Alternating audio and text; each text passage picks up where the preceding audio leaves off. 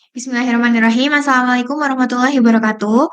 Selamat pagi, siang, sore, malam, Pak Eri. Kami dari kelompok 8 akan mendemonstrasikan mengenai proyek akhir kami, yaitu aplikasi temu yang berbasis finansial. Untuk kali ini langsung saja. Sebelumnya, perkenalkan, saya Anissa Aulia Zahra dengan NIM L01230021. Kemudian ada tiga teman saya, Ariel Fadlah Hudallah, Alfa Fawas Arya Satya, dan Ariel Joshua. Untuk yang pertama, ditampilkan bagian splash screen, di mana terdapat logo dari aplikasi kami dengan berbasis warna ungu dan putih. Next. Ketika mengakses aplikasi tersebut, kita bisa klik lanjut, seperti kita akses aplikasi lainnya. Bisa dilanjut, kemudian mulai. Nah, di halaman login ini, apabila kita belum membuat akun, kita bisa create account dulu, lalu akan diarahkan ke halaman register. Mengisikan username, email, dan password. Kemudian atau bisa juga sign up dengan Google apabila sudah memiliki account. Kemudian next. Nah, ketika sudah bisa login, akan langsung menuju ke halaman homepage. Di sini ada tampilan menu-menu yang kami sajikan, ada transaksi, saldo, produk, pelanggan, keuangan, penjualan, pembelian, tagihan, dan ada juga highlight berita yang terkait. Selain itu, di bagian bawah ada menu sidebar dan juga di situ tertampil pesanan terbaru apa saja yang telah dilakukan. Misalnya di situ adalah income yang masuk. Kemudian selanjutnya untuk proses logoutnya sendiri bisa ke bagian another menu. Kemudian di bagian logout kita tinggal klik saja. Nah, begitu. Untuk login kembali akan bisa langsung otomatis. Baik, selanjutnya untuk use case yang kedua, yaitu tentang men-setting profile. Kita pertama bisa klik di another site lagi, kemudian di profile bisnis, kita bisa klik. Nah, di sini kan sudah tersetting keisi dengan identitas seseorang. Nah, di sini kita bisa reset profil dengan klik 3 titik atas, kemudian pilih reset profile. Nah, di sini sudah kosong kembali. Kemudian untuk men-setting ulang, kita klik kembali dan pilih ubah profil. Bisa diisikan semuanya dahulu. Jika sudah fix, maka diklik simpan. Nah, akan tertampil lagi tampilan yang sudah keisi seperti itu.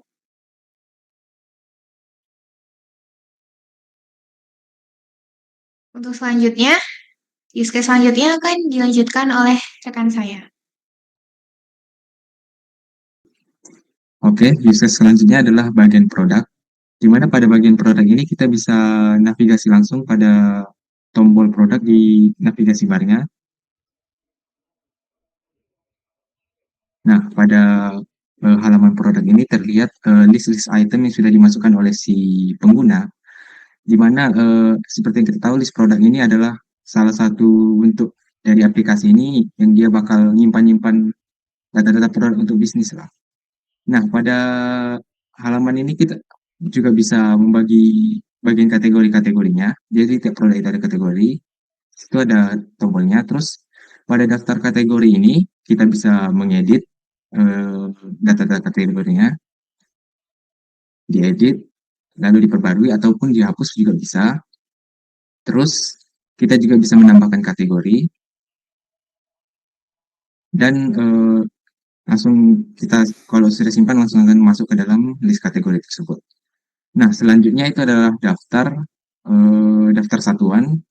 Sama juga seperti kategori, kita bisa mengedit apa yang sudah ada dan menambahkan apa yang mau kita tambahkan. Nanti akan langsung masuk ke dalam list satuannya. Selanjutnya adalah bagian produknya. Nah, di produk ini seperti yang kita lihat sudah terisi oleh beberapa pengguna. Sudah terlihat terisi oleh beberapa produk oleh pengguna. Nah, jika kita tekan pada salah satu produk, kita bisa mengubah produk yang mau kita ubah gitu. Seperti untuk mengubahnya kita bisa menekan pada tombol 3 di atas, terus edit. Nah, di edit sama juga kita bisa mengubah-ubah sama seperti kategori tadi. Nah, kita bisa simpan atau batalin. Kita juga bisa melihat detail-detail si produknya ataupun melihat detail transaksi yang sudah dilakukan oleh produk tersebut. Nah, aktivitas yang terjadi pada produk-produk tersebut. Jadi kita bisa lebih mengerti flow si produknya. Oke, kembali. Kita juga bisa menambahkan produk jika kita ingin menambahkan produk baru gitu. Nah, pada tombol tambah produk ini sama juga kita bisa bikin nama, satuan, harga, terus detail-detail produknya seperti harga, kategori, deskripsi dan lain-lainnya. Nah, kita bisa simpan produk tersebut sehingga langsung masuk ke dalam list produknya. Oke. Selanjutnya adalah use case kelola saldo. Nah, aplikasi ini juga bisa menghubungkan langsung saldonya seperti sehingga bisa lebih efisien dalam manajemen. Nah, pada saldo kartu ini sama juga kita bisa terlihat sini sudah ada beberapa list kartu yang sudah dimasukkan oleh pengguna. Misalnya kita masuk pada dalam cash. Dalam cash ini kita bisa melihat beberapa transaksi yang menggunakan saldo cash tersebut. Jadi kita bisa lihat apa saja transaksi yang baru saja terjadi, tapi menggunakan cash itu. Kita juga bisa melakukan edit pada saldo itu, edit. Nah, di sini kita bisa mengubah nama kartu, ubah saldo, dan tipe kartu. Kita juga bisa menghapus si saldo ini, misalnya kita ingin menghapusnya, dan juga kita bisa menambahkan kartu saldo baru. Nah, di sini sama juga kita bisa menambahkan kartu, saldo awal, dan tipe kartu. Oke, sekian dari use case saldo dan kartu. Selanjutnya, use case selanjutnya akan dijelaskan oleh rekan saya. Nah, jadi untuk yang selanjutnya atau use case selanjutnya itu adalah bagian transaksi di mana si user atau pengguna itu bisa melakukan transaksi langsung melalui aplikasi ini. Nah, jadi yang transaksi yang disediakan itu ada tiga, yaitu penjualan, pembelian, dan juga tagihan. Penjualan itu adalah ketika si produknya user itu terjual. Kalau misalkan ada yang beli. Nah, terus kalau pembelian itu ketika si user ingin melihat, ingin membeli bahan baku dari produknya atau memang dia ingin ingin menjual kembali produknya tersebut gitu lewat supplier yang sudah ditentukan. Terus yang ketiga itu adalah tagihan. Nah, tagihan ini ditujukan untuk pelanggan yang sedang menjual produknya, yang sedang membeli produk si pengguna, cuman tidak ingin membayarnya di tepat waktu ya, istilahnya kayak ngutang gitu. Nanti ada ditetapkan tanggal jatuh temponya untuk si pengguna kirimkan ke pelanggan tersebut gitu. Nah, di menu transaksi, kembali ke menu utama. Nah, selain filter yang sudah ditunjukkan tadi, itu di menu transaksi ada total transaksinya juga, itu ada yang sudah dilakukan pada hari ini. Setelah itu ada yang untuk mencari transaksi juga ya, itu mencari berdasarkan ID transaksinya atau mungkin dari pelanggannya juga bisa. Kemudian eh, di bawahnya ada ditampilkan semua transaksinya, ada penjualan, ada pembelian, dan juga tagihan.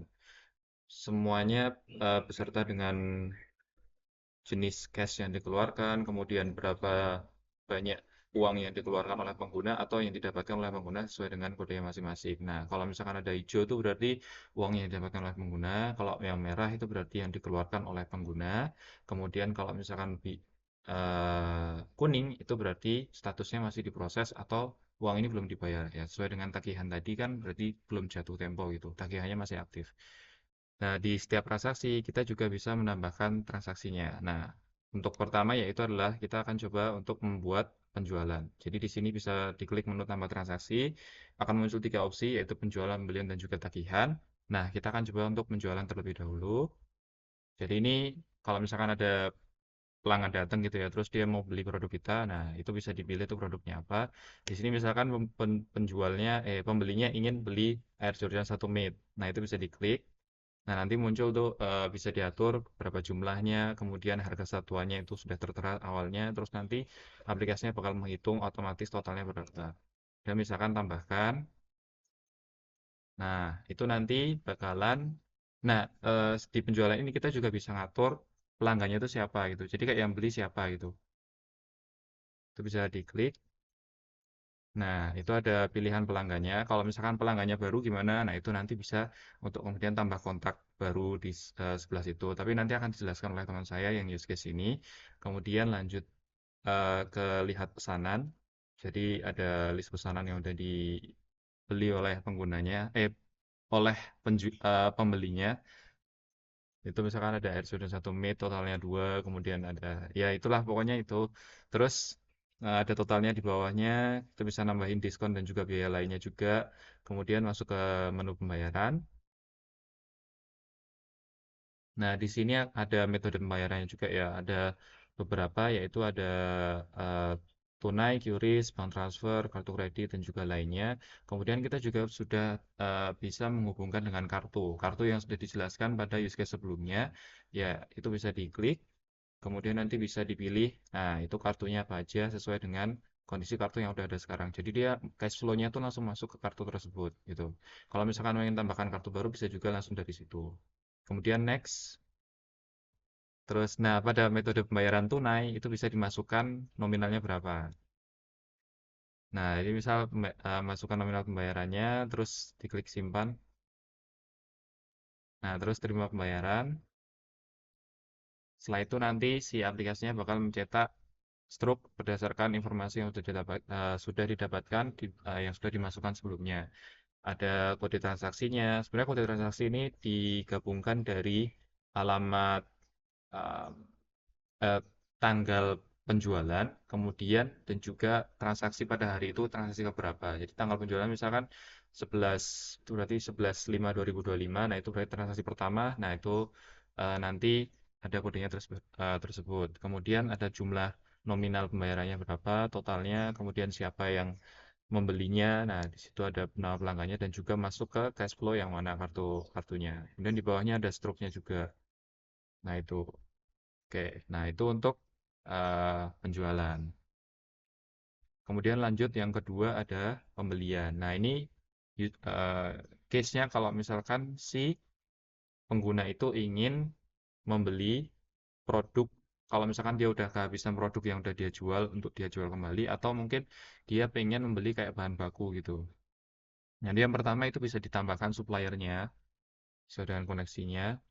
Tuh. Nah, itu ada beberapa yang bisa jadi pilihan dan juga bisa ditambahkan juga kalau misalkan ada supplier baru. Kemudian yang kedua bisa dihubungkan dengan kartunya. Nah, nanti bisa masuk ke kartu mana gitu. Kita pengen bayar ke kartu mana. Jadi cash flow-nya teratur. Kemudian kalau misalkan kita pengen nambahin produk baru yang belum ada itu, atau mungkin istilahnya itu adalah bahan baku gitu ya. Nah, itu bisa ditambahkan juga. Itu bisa nanti ketika nama produknya, kemudian jumlahnya berapa, kemudian harga produknya itu berapa. Nah, itu bisa diklik simpan. Terus nanti, nah itu kalau misalkan yang bawah itu bisa ini ya, diklik aja biasa gitu Pak, kalau misalkan nambahin. Nah, terus kelihat pesanan. Nah, itu bisa dilihat ada rincian pembeliannya, ada bahan sepatu, kemudian tali sepatu. Kalau misalkan ini buat bahan baku gitu ya. Nanti itu bisa diedit juga di dalamnya, itu bisa diklik. Nah, itu kalau misalkan mau diubah, terus kembali, simpan, terus simpan pembelian, dan pembeliannya selesai gitu. Nah, di situ ada tampilan juga ke apa namanya suppliernya siapa, kemudian kartunya siapa, dan juga untuk kodenya masih sama seperti tadi, cuman bedanya kan kalau misalkan penjualan tadi kan PJL ya, yang ini pembelian PBL ya, biar beda aja. Kemudian selanjutnya itu adalah tagihan. Nah, pada tagihan ini kan kalau misalkan pengen ngutang gitu ya. Nah, itu nanti ya seperti biasa ada tambah kontak siapa yang pengen mengutang gitu kan. Nah, terus itu bisa nambahin juga sama kayak tadi, ada kartunya juga sama kayak tadi sebelumnya. Terus yang baru ini adalah tambahkan tanggal jatuh tempo. Jadi ini khusus untuk tagihan aja karena harus ada jatuh temponya gitu. Kita bisa pilih 1 sampai 3 bulan gitu, terserah atau mungkin kita bisa masukkan custom gitu. Nah, terus bisa diklik bisa kembali. Terus itu produknya juga kalau misalkan misalkan ada pelanggan yang dia pengen membeli produk yang satuan gitu ya. Nah, itu bisa dari situ. Nah, terus itu bisa nanti dia pengen beli apa di produknya, itu dipilih salah satunya, terus lihat pesanan. Nah, lihat pesanan ini sama kayak yang pembelian tadi ya, itu bisa diedit juga di bahan sepatunya juga. Nah, seperti itu. Terus nanti tinggal buat tagihan. Nah, tagihannya sudah diproses. Itu statusnya masih diproses karena memang belum jadi ini ya, masih belum jatuh tempo gitu. Nah, itu untuk tagihan bisa kembali. Nah, untuk setelah kembali ke layar awal, di layar transaksi itu bisa dilihat ada penjualan, pembelian, dan juga tagihan yang sudah dibuat pada sebelumnya. Jadi kalau misalkan usernya, penggunanya pengen melihat struk yang sebelumnya kembali, itu tinggal diklik aja. Misalkan yang penjualan, itu bisa diklik. Nah, itu bisa dilihat struknya yang sudah dibuat sebelumnya. Terus bisa kembali lagi. Nah, terus untuk tagihan tadi kan misalkan use case-nya adalah si user pengen si pembelinya pengen em, membayar lebih dulu gitu sebelum jatuh tempo. Nah, itu bisa ditandai sebagai lunas. Nanti kita tinggal kembali ke tagihan struknya tadi, terus ditandai sebagai lunas. Nah, prosesnya sudah selesai dan juga ditandai sebagai lunas. Tuh, kembali. Nah, itu pada bagian transaksi seperti itu use case-nya. Jadi untuk transaksi ini tadi ada penjualan, pembelian, dan juga tagihan. Seperti itu. Untuk use case selanjutnya akan dijelaskan oleh teman saya. Oke, untuk use case selanjutnya yaitu mengenai bagian kontak. Di sini di bagian bar di bawah, kita bisa mengelola kontak yang sudah ada. Di sini kita bisa memfilter kategori pelanggan atau penjual. Di sini pelanggan itu untuk pelanggan yang beli di pengguna, dan penjual ini untuk bagian supplier. Di bagian sini kita juga bisa mengedit masing-masing kontak. Di sini bisa kita lihat ada detailnya dan ada transaksi yang sudah dilakukan oleh si kontak tersebut. Kita juga bisa mengedit di sini untuk nama dan lain-lain. Kita juga bisa menghapus gitu. Kemudian kita bisa menambahkan kontak di sini. Kita bisa menambahkan dua kategori antara pelanggan atau penjual. Nah, di penjual sendiri nanti ada tambahan untuk nama perusahaan. Oke, nanti simpan kontak. Kemudian selanjutnya kita bisa ke bagian sini, yaitu ada bagian berita.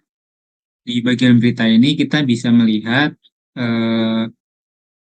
mengenai berita-berita yang terkait dengan bisnis gitu ya. Nah, kemudian di sini kita bisa melihat detail dari beritanya di sini, dan jika sudah kita bisa kembali. Oke. Yang selanjutnya yaitu bagian di premium nih. Oke. Di premium ini, jadi di aplikasi Temu ini kita memiliki skenario untuk berlangganan premium. Nah, kita bisa mengaksesnya lewat menu lainnya di sini. Kemudian kita ke profil bisnis. Nah, di sini ada bagian langganan. Nah, di bagian langganan sini nanti kita bisa mengupgrade akun dari yang akun basic ke akun premium gitu. Dan di akun premium ini terdapat beberapa opsi yang memungkinkan pengguna yang memiliki perusahaan atau usaha yang lebih besar, lebih advance, untuk bisa mengelola produknya dengan lebih teliti gitu, lebih detail. Jadi ada beberapa yang di akun basic itu terbatas, dan di akun premium itu nanti akan lebih banyak seperti itu. Nah, ini kita bisa upgrade akun. Di sini ada dua skenario, yaitu yang berulang atau yang satu kali. Nah, ini juga bisa dipatahkan kapan saja ya, yang berulang, dan bisa panjang otomatis, nanti bisa dipotong dari saldo gitu. Nah, ini juga ada yang bulanan atau yang mingguan gitu. Nah, itu bisa dilihat sendiri-sendiri. Itu harganya juga berbeda ya. Oke. selanjutnya yaitu di laporan penjualan dan pembelian serta tagihan. Kita bisa mengaksesnya lewat menu lainnya di sini. Nah, di sini itu ada laporan penjualan. Ini kita bisa melihat laporan penjualan selama kita bisa atur sendiri. Di sini bisa yang hari ini aja, atau yang kemarin dari sebelumnya, atau yang minggu lalu, minggu ini, atau yang bulan ini gitu. Jadi kita bisa memfilter sesuai dengan yang kita inginkan gitu. Nah, ini juga nanti ada total penjualannya yang berubah-ubah tergantung dari kategori mana yang kita pakai. Apakah hari ini, bulan ini, atau minggu ini.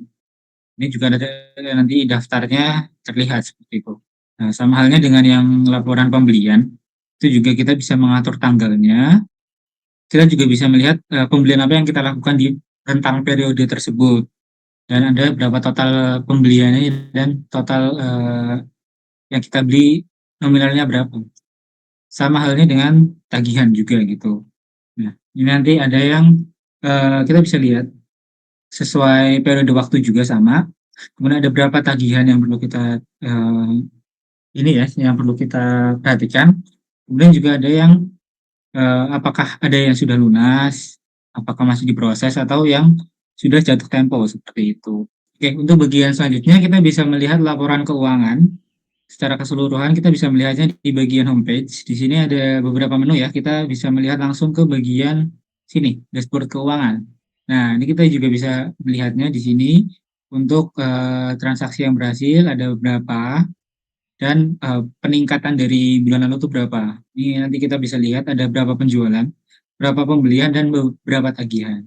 Kita juga bisa melihat di sini ada total pendapatan kotor. Kita bisa lihat ini ada dari tunai, ada dari kreditnya, ada yang dari QRIS dan lain-lain gitu. Nah, di sini juga kita bisa melihat semacam recap mengenai pelanggan yang paling sering beli di usaha pengguna tuh siapa gitu. Dan di sini kita juga bisa dengan adanya recap seperti ini kita juga bisa memberikan reward. Siapa tahu sang pemilik usaha memberikan reward ke pelanggan yang paling sering beli gitu ya. Dan ada juga untuk produk terlaris ini ada berapa yang terjual dari produk-produk yang dijual oleh si pengguna seperti itu. Nah, mungkin cukup sekian mengenai use case yang ada di aplikasi Temu ini. Dan aplikasi ini memang dirancang untuk penggunanya yang seorang pemilik bisnis atau usaha seperti itu untuk memudahkan mereka dalam mengelola usaha mereka gitu. Makanya dinamakan teman usaha. Oke, mungkin sekian dulu dari kelompok kami. Mohon maaf apabila ada salah kata dan wabillahi taufiq wal hidayah. Assalamualaikum warahmatullahi wabarakatuh.